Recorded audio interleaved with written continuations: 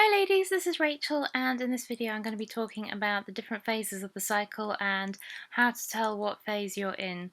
So there are four phases of the menstrual cycle. There's menstruation, which we put at the beginning, which I know doesn't make much sense to some people because it happens at the end, and the reason we put it at the beginning is because it's something that we can all spot quite easily.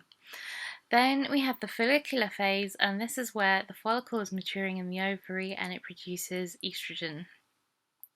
We then have the ovulatory phase, which is where the egg is released from the follicle and travels into the fallopian tube, where it may or may not get fertilized.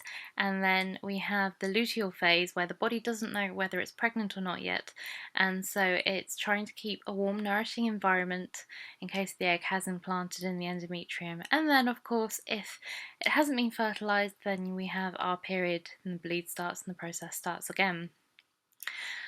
The seed cycling protocol relies on you knowing what stage in your menstrual cycle you're at.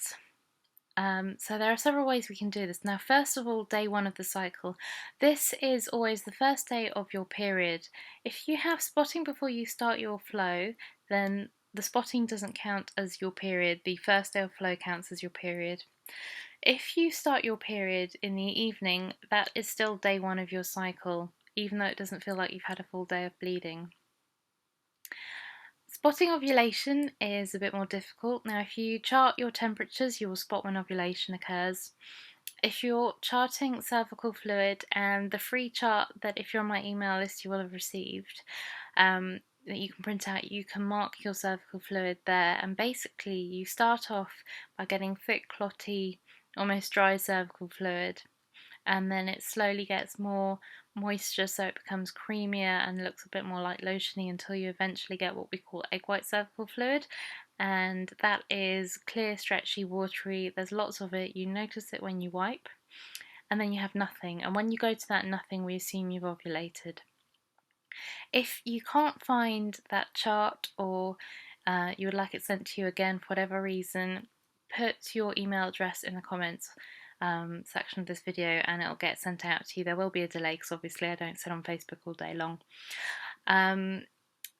The other thing is, if you chart your cycle, you will know when that is. If you know how many days your cycle is, so from the first day of your period right up to the last day before your next period starts, you can roughly, with this protocol, assume that going back 2 weeks, if you know you always have a 29 or you always have a 30-day cycle, you could just assume the last 2 weeks are that luteal phase and just switch seeds them. If you aren't cycling at all for whatever reason, and you should be, then you can go with the moon cycles instead, and this means that from the new moon to the full moon you're on phase 1, and from the full moon we assume you've ovulated, although you really wouldn't have, to the new moon you move on to phase 2 of the cycle. So again, if you need that chart sent to you, then stick your email address in the comments and let me know and I'll get that sent out to you. But that's the easiest way of doing it. And again, if you've menopaused or you've had a hysterectomy and you want to join in the challenge because it will still be beneficial for you too, then I would follow the moon cycle. I hope that helps, and I'll see you in the next video. Take care.